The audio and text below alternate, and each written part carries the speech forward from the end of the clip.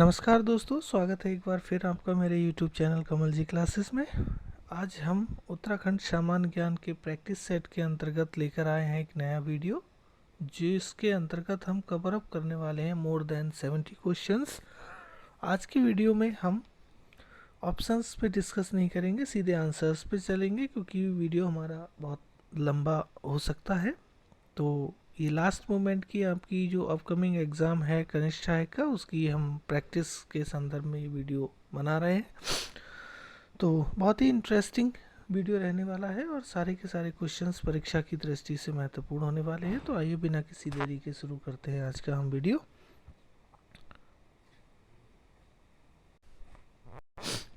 आज के वीडियो का पहला क्वेश्चन है, उत्तराखंड की प्रमुख नदियां हैं, कौन कौन सी हैं? गंगा, यमुना, काली। तो option D is the right answer. ये सभी नदियां उत्तराखंड की प्रमुख नदियां हैं। गंगा नदी उत्तरकाशी के गंगोत्री ग्लेशियर से भागीरथी के नाम से निकलती है। यमुना नदी उत्तरकाशी के बंदरपूंछ पर्वत के यमुनोत्री ग्लेशियर से निकलती है। और काली पिथौरागढ़ के काला पानी घाट से निकलती है। तीनों की तीनों महत्वपूर्ण नदियां हैं। नेक्स्ट है क्वेश्चन नंबर 2, जो कहता है जल का परंपरागत स्रोत है। ऑप्शन ए पोखर, ऑप्शन बी धारा और ऑप्शन सी नौला। तो option D is the right answer. ये सभी जल के पारंपरिक स्रोत हैं। यहाँ थोड़ा सा मैं पोखर, नौला और धारा के विषय में जानकारी प्रदान कर दूं। पोखर तालाब को कहते हैं। यह प्राकृतिक जल संरक्षण का एक बहुत उत्तम स्रोत है। ये प्राकृतिक और कृत्रिम दोनों ही हो सकते हैं और ये सिंचाई में एक बहुत महत्वपूर्ण भूमिका निभाते हैं। दूसरा है धारा। उत्तराखंड में बरसाती जल स्रोत को धारा कहते हैं।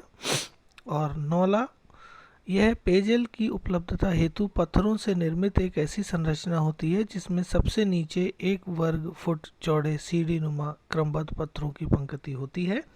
तो यह उत्तराखंड में जल के प्रमुख स्रोत है। नेक्स्ट है क्वेश्चन नंबर 3, जो कहता है पोखर का स्वरूप होता है। तो अभी हमने डिस्कस किया था, ये प्राकृतिक भी होता है, कृत्रिम भी होता है। तो option C is the right answer for the question number 3। प्राकृतिक और कृत्रिम दोनों प्रकार के पोखर हमारे पाए जाते हैं। नेक्स्ट है क्वेश्चन नंबर 4, सॉरी पहाड़ी ढलानों पर जल को रोकने और संचय बनाने हेतु क्या बनाया जाता है? तो इसका जो राइट आंसर है वो रहेगा आपका ऑप्शन नंबर बी, चाल खाल बनाया जाता है पहाड़ी ढलानों पर जल को रोककर जल संचय हेतु। उत्तराखंड में पारंपरिक रूप से पानी रोकने के लिए बनाए जाने वाले तालाब को चाल खाल कहा जाता है। यह पहाड़ियों के ढलान पर जल संचय हेतु बनाया जाता है और यह अमूमन 10 से 12 मीटर चौड़े और 1 से 2 मीटर गहरे होते हैं। इससे रिलेटेड भी प्रश्न पूछे जाते हैं। नेक्स्ट है हमारा, देखिए नेक्स्ट क्वेश्चन यही है, क्वेश्चन नंबर 5, चाल खाल की औसतन चौड़ाई होती है। तो अभी हमने डिस्कस किया था 10 से 12 मीटर इनकी औसतन चौड़ाई होती है और 1 से 2 मीटर इनकी औसतन गहराई होती है। नेक्स्ट है प्रश्न नंबर 6, जो कहता है सिंचाई की आधुनिक सुविधाओं का विकास अधिक उन्नत है, गढ़वाल में, कुमाऊं में, ए और बी दोनों में, कहाँ? तो ये option number B is the right answer. Kumaon मंडल में सिंचाई की आधुनिक सुविधाओं का विकास उन्नत है गढ़वाल के कंपैरिजन में। नेक्स्ट है प्रश्न नंबर 7, जो कहता है उत्तराखंड का सर्वाधिक सिंचित क्षेत्र है। तो option C is the right answer. Uttarakhand का सर्वाधिक सिंचित क्षेत्र जो है वो ऊधम सिंह नगर है और यहाँ सर्वाधिक कृषि क्षेत्र भी है।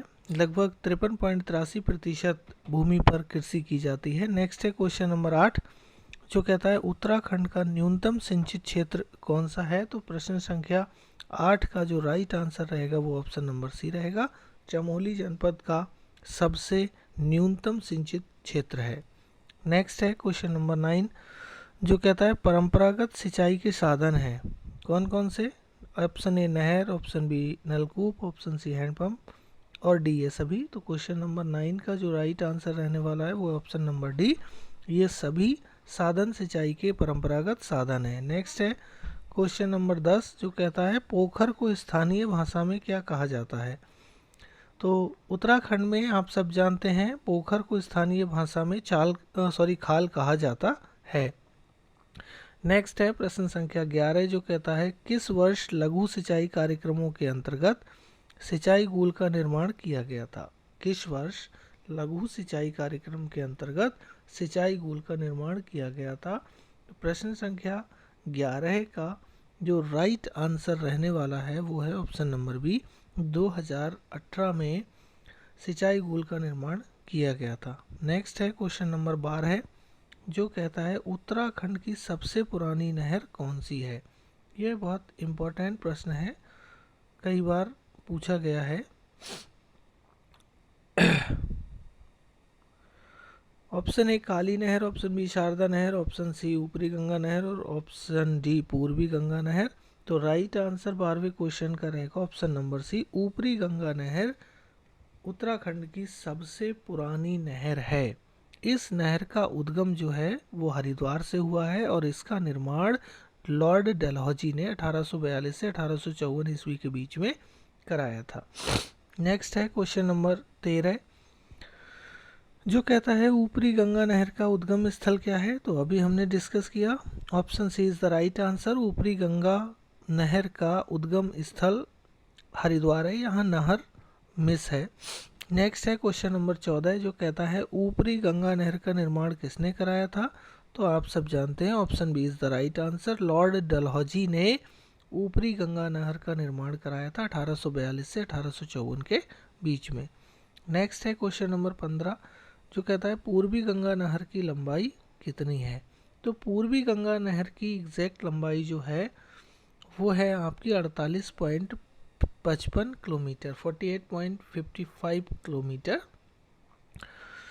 नेक्स्ट है क्वेश्चन नंबर 16 जो कहता है पूर्वी गंगा नहर की शाखाएं हैं, कौन कौन सी शाखाएं हैं। चंदौक, नगीना, नेहटौर ये सभी। तो प्रश्न संख्या 16 का राइट आंसर रहने वाला है option number D, Chandauk, Nagina, Nehtaur ये सभी पूर्वी गंगा नहर की शाखाएं हैं। नेक्स्ट है क्वेश्चन नंबर 17 जो कहता है निम्नलिखित में से कौन सी नहर चंपावत जिले के बनवसा से निकलती है। वेरी इंपॉर्टेंट क्वेश्चन, तो ये आप अच्छे से जानते हैं। Option number D is the right answer, Sharda नहर चंपावत जिले के बनवसा से निकलती है। नेक्स्ट है प्रश्न संख्या 18 जो कहता है शारदा नहर का निर्माण कब हुआ था। तो शारदा नहर का जो निर्माण है वो 1928 ईस्वी में हुआ था। नेक्स्ट है प्रश्न संख्या 19 जो कहता है कुमायूं क्षेत्र की सबसे बड़ी झील है। भाई कौन सी झील है। प्रश्न नंबर 19 के ऑप्शन है भीमताल, रामगंगा, शारदा ये सभी। तो प्रश्न संख्या 19 का जो राइट आंसर है वो रहेगा option number A, Bhimtal Kumaon क्षेत्र की सबसे बड़ी झील है।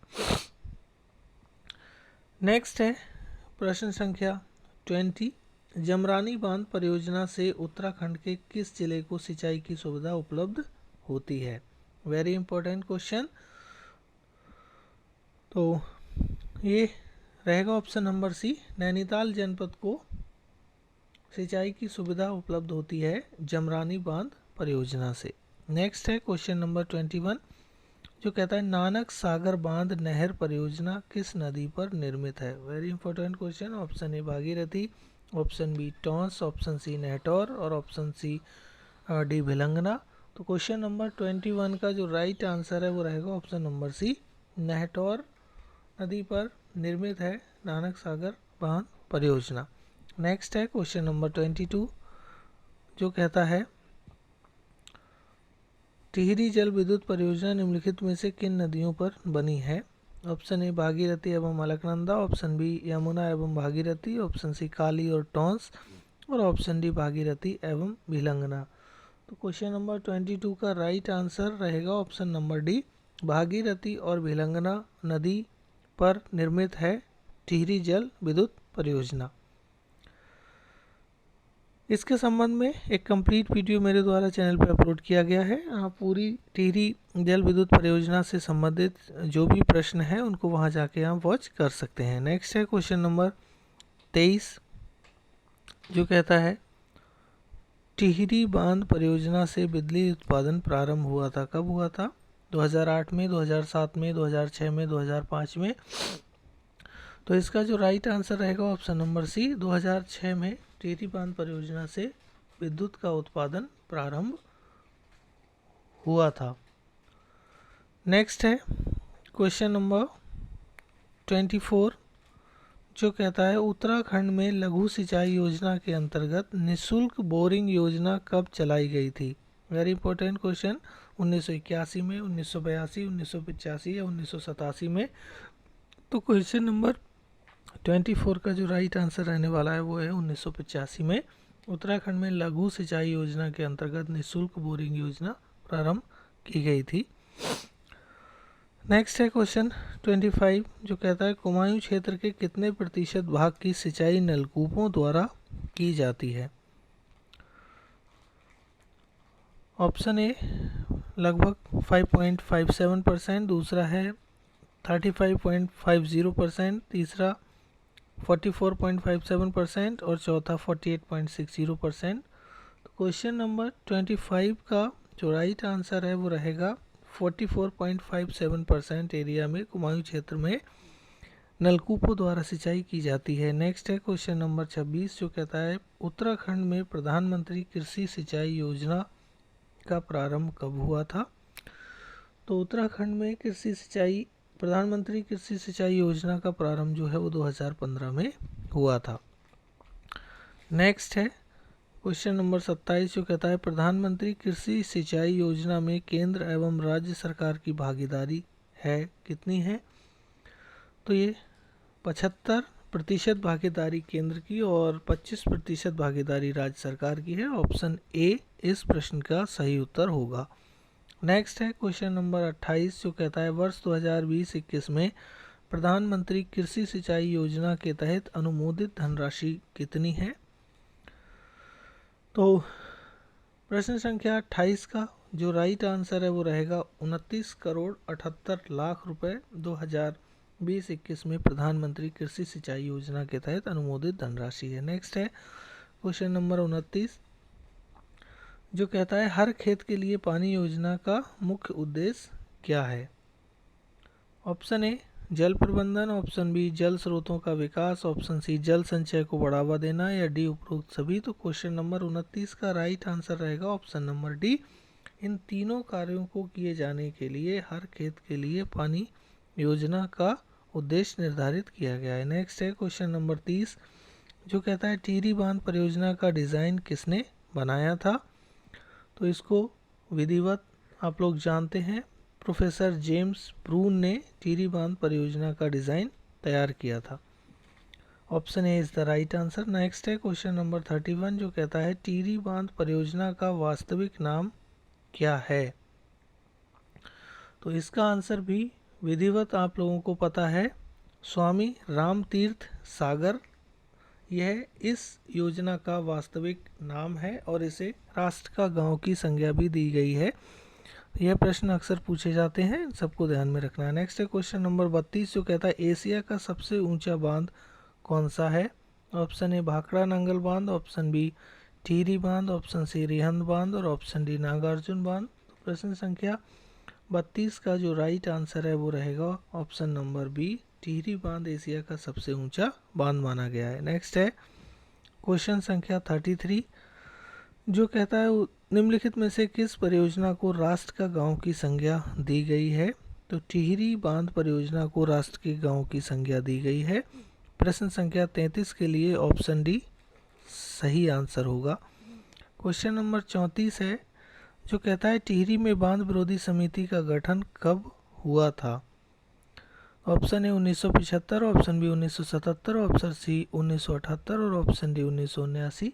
तो प्रश्न संख्या 34 का जो राइट आंसर है वो रहेगा ऑप्शन नंबर सी, 1978 ईस्वी में टिहरी में बांध विरोधी समिति का गठन किया गया था। नेक्स्ट है क्वेश्चन नंबर 35, जो कहता है धारचूला पनबिजली परियोजना कब शुरू हुई थी? तो धारचूला पनबिजली परियोजना वर्ष 2005 में शुरू हुई थी।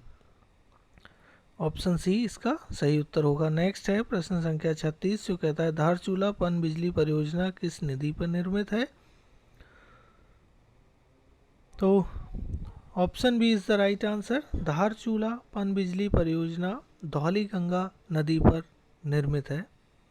नेक्स्ट है प्रश्न संख्या 37 जो कहता है धारचूला पनबिजली परियोजना से किन राज्यों में बिजली आपूर्ति नहीं की जाती है? Option A Himachal Pradesh, option B Punjab, option C Haryana और ऑप्शन डी मध्य प्रदेश। तो प्रश्न संख्या 37 का जो राइट आंसर है वो है option number D, Madhya Pradesh में विद्युत सप्लाई नहीं की जाती है। बाकी हिमाचल, पंजाब और हरियाणा इन राज्यों में धारचूला पनबिजली परियोजना से विद्युत आपूर्ति की जाती है। नेक्स्ट है क्वेश्चन नंबर 38 जो कहता है रन ऑफ द रिवर तकनीक संबंधित है किससे? क्वेश्चन संख्या 38 का जो राइट आंसर रहेगा वो रहेगा ऑप्शन नंबर बी, बांध परियोजनाओं से संबंधित है रन ऑफ द रिवर तकनीक। नेक्स्ट है क्वेश्चन नंबर 39 जो कहता है कोटेश्वर बांध परियोजना किस नदी पर निर्मित है? तो कोटेश्वर बांध परियोजना के संबंध में आप सब पहले ही देख चुके हैं, जान चुके हैं। Option C is the right answer, Bhagirathi नदी पर निर्मित है कोटेश्वर बांध परियोजना। नेक्स्ट है प्रश्न संख्या 40 जो कहता है कोटेश्वर बांध परियोजना की जल विद्युत उत्पादन क्षमता कितनी है? तो कोटेश्वर बांध परियोजना की जल विद्युत उत्पादन क्षमता 400 मेगावाट है। तो option B is the right answer. Next है प्रश्न संख्या 41 जो कहता है विष्णुप्रयाग जल विद्युत परियोजना किस जिले में स्थित है? तो विष्णुप्रयाग जल विद्युत परियोजना चमोली जनपद में स्थित है, गढ़वाल मंडल के। नेक्स्ट है क्वेश्चन नंबर 42 जो कहता है विष्णुप्रयाग जल विद्युत परियोजना से उत्पादित बिजली का कितने प्रतिशत भाग उत्तराखंड को रॉयल्टी के रूप में मिलता है? तो प्रश्न संख्या 42 का राइट आंसर ऑप्शन सी होगा, 12% भाग जो है बिजली का वो उत्तराखंड को रॉयल्टी के रूप में मिलता है और 88% भाग उत्तर प्रदेश सरकार को दिया जाता है। नेक्स्ट है क्वेश्चन संख्या 43 जो कहता है धौलीगंगा जल विद्युत परियोजना निर्मित है किसके द्वारा? क्वेश्चन नंबर 43 का जो राइट आंसर रहेगा वो रहेगा ऑप्शन नंबर बी, राष्ट्रीय जल विद्युत निगम के द्वारा निर्मित है धौलीगंगा जल विद्युत परियोजना। Option B is the right answer for question number 43। Next है क्वेश्चन नंबर 44 जो कहता है मनेरी भाली परियोजना के प्रथम चरण को कब प्रारंभ किया गया था? वर्ष 1981, 1984, 1987, 1989। तो प्रश्न संख्या 44 का जो राइट आंसर रहने वाला है वो ऑप्शन नंबर बी, 1984 ईस्वी में मनेरी भाली परियोजना के प्रथम चरण को प्रारंभ किया गया था। अगले प्रश्न की तरफ बढ़ते हैं। अगला प्रश्न है प्रश्न संख्या 45 जो कहता है मनेरी भाली परियोजना किस जिले में निर्मित है? तो मनेरी भाली परियोजना आपकी उत्तराखंड के उत्तरकाशी जिले में निर्मित है। ऑप्शन ए इस प्रश्न के लिए बिल्कुल सही होगा। नेक्स्ट है प्रश्न संख्या 46 जो कहता है राज्य में खनिज संसाधनों की उपलब्धता है, कहाँ है? शिवालिक श्रेणी में, लघु हिमालय शैलों में, पूर्ण नदी घाटियों में और ये पूर्ण की जगह दून होना चाहिए, दून नदी घाटियों में और ये सभी। तो प्रश्न संख्या 46 का जो राइट आंसर है वो आपका रहने वाला है, ये सभी जगहों पे खनिज संसाधनों की उपलब्धता है और खनिज संसाधनों की दृष्टि से उत्तराखंड एक संपन्न राज्य है। नेक्स्ट है क्वेश्चन संख्या 47 जो कहता है भारतीय खान ब्यूरो का क्षेत्रीय कार्यालय कहाँ स्थित है? तो क्वेश्चन नंबर 47 का राइट आंसर है ऑप्शन नंबर ए, देहरादून में भारतीय खान ब्यूरो का क्षेत्रीय कार्यालय स्थित है। नेक्स्ट है क्वेश्चन नंबर 48 जो कहता है उत्तराखंड में सर्वोत्तम श्रेणी के चूना पत्थर की उपलब्धता कहाँ पे है?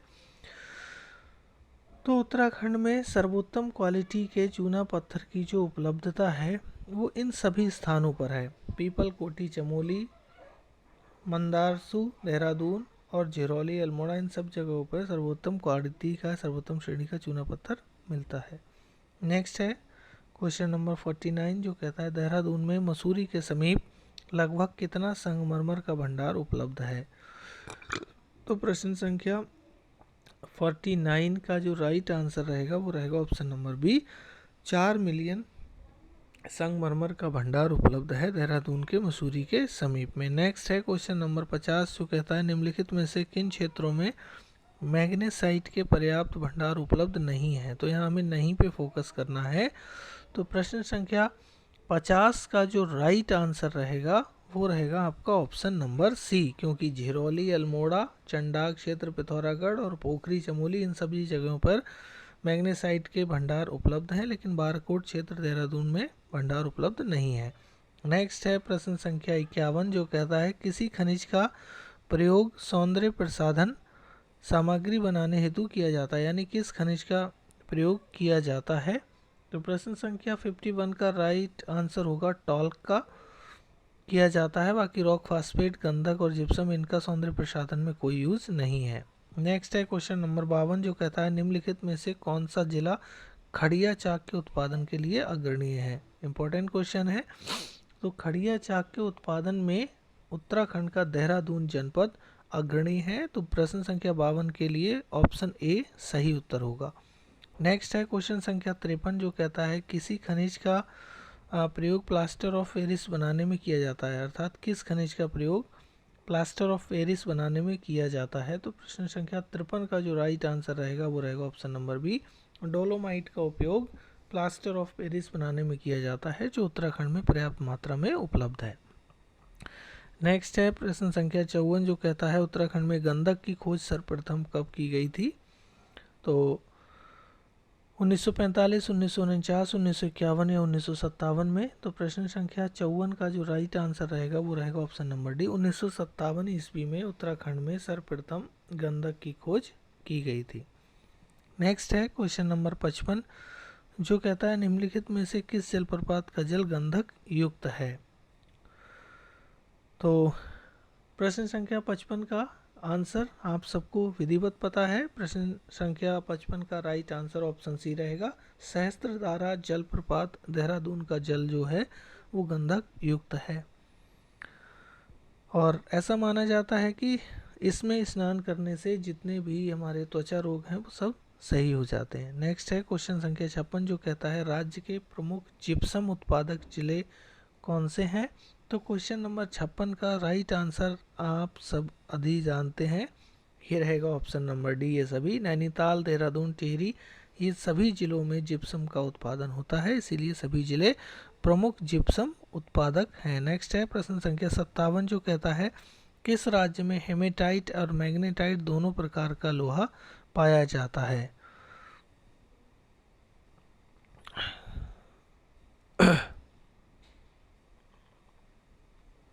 किस राज्य में हेमेटाइट और मैग्नेटाइट दोनों प्रकार का लोहा पाया जाता है। इसका जो राइट आंसर हमारा रहने वाला है वो रहेगा क्वेश्चन नंबर 57 का ऑप्शन नंबर सी।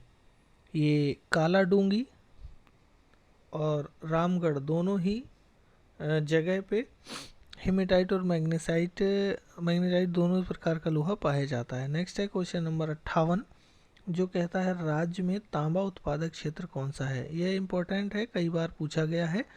तो प्रश्न संख्या 58 का राइट आंसर रहेगा ऑप्शन नंबर डी, धनपुर, पोखरी और दमैती ये सभी जगह तांबा का उत्पादन होता है। ये प्रमुख तांबा उत्पादक क्षेत्र है उत्तराखंड में। क्वेश्चन नंबर 59 है निम्नलिखित में से कौन सा जिला ताम्र नगरी के नाम से प्रसिद्ध है। Very important question. तो प्रश्न संख्या 59 का जो राइट आंसर है वो ऑप्शन ए है, उत्तराखंड का अल्मोड़ा जो है वो ताम्र नगरी के रूप में प्रसिद्ध है, क्योंकि यहाँ ताम्र या तांबे का अधिक उत्पादन होता है। नेक्स्ट है प्रश्न संख्या 60 जो कहता है निम्नलिखित में से क्या पिथौरागढ़ का प्रमुख सीसा उत्पादक क्षेत्र नहीं है, यानी कौन सा सीसा उत्पादक क्षेत्र नहीं है। तो सीसे के उत्पादन की अगर हम बात करें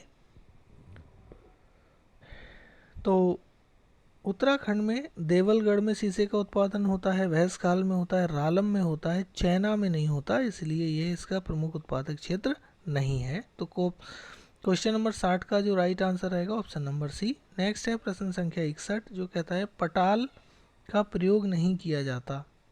पटाल का प्रयोग वही किस किस में नहीं किया जाता?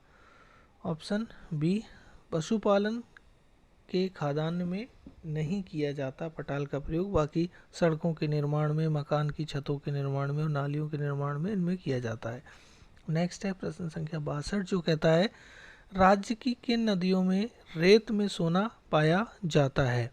ये भी महत्वपूर्ण प्रश्न है। तो प्रश्न संख्या 62 का राइट आंसर आप जानते हैं, ये रहेगा option number D, Sharda, Pindar और रामगंगा, इन सभी नदियों में रेत में सोना पाया जाता है। नेक्स्ट है प्रश्न संख्या 63 जो कहता है इनमें से कौन सा खनिज उत्तराखंड में पाया जाता है? ऑप्शन ए चूना पत्थर, जिप्सम, ग्रेफाइट। तो प्रश्न संख्या 63 का जो राइट आंसर होगा वो ऑप्शन डी होगा, क्योंकि ये सभी खनिज उत्तराखंड में पर्याप्त मात्रा में उपलब्ध है। नेक्स्ट है क्वेश्चन नंबर 64 जो कहता है असत्य कथन छाटिए। ऑप्शन ए उत्तराखंड खनिज संपदा की दृष्टि से अत्यंत संपन्न राज्य है। ऑप्शन बी मैग्नेसाइट के उत्पादन में राज्य की स्थिति द्वितीय है। रॉक फास्फाइट उत्पादन में राज्य की स्थिति तृतीय है। और टिहरी में फास्फोट पर्याप्त मात्रा में पाया जाता है, भंडार मिलते हैं। तो इसमें कौन सा असत्य है वो हमें देखना है। तो प्रश्न संख्या 64 है ये हमारा। तो प्रश्न संख्या 64 का जो राइट आंसर रहेगा वो रहेगा हमारा ऑप्शन नंबर ए, उत्तराखंड खनिज संपदा की दृष्टि से अत्यंत संपन्न राज्य नहीं है, औसतन संपन्न राज्य है। बाकी के जो हमारे मैग्नेटाइट के उत्पादन में राज्य की स्थिति द्वितीय है, सही है। रॉक फास्फाइड उत्पादन में राज्य की स्थिति तृतीय है।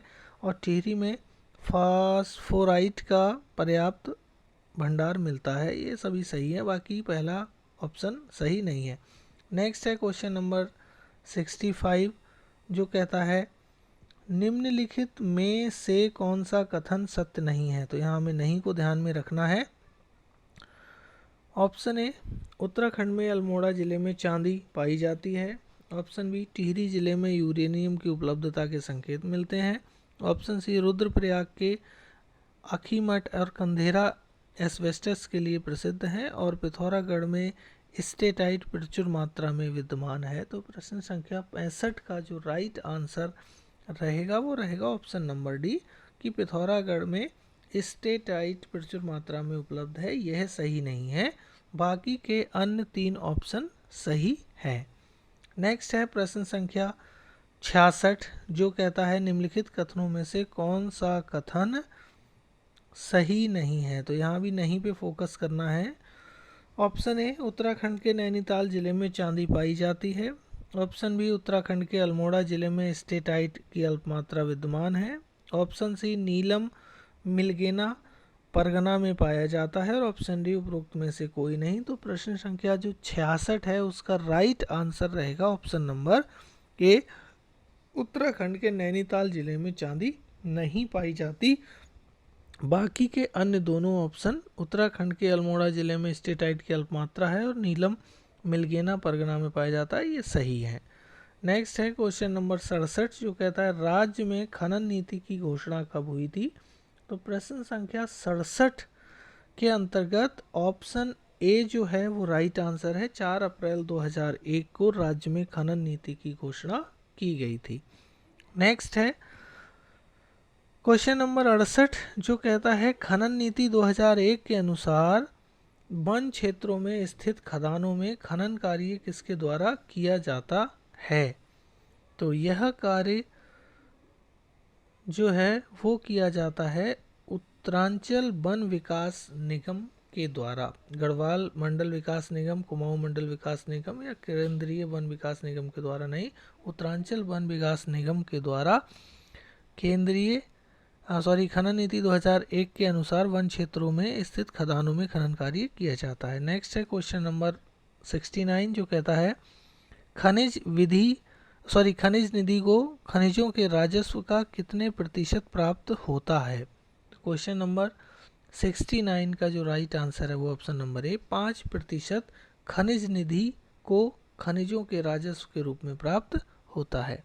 नेक्स्ट है क्वेश्चन नंबर 70 जो कहता है अनवीकरणीय ऊर्जा संसाधन हैं, कौन कौन से हैं? खनिज तेल, कोयला, प्राकृतिक गैस या सभी? तो प्रश्न संख्या 70 का जो राइट आंसर है वो रहेगा ऑप्शन नंबर डी, ये सभी अनवीकरणीय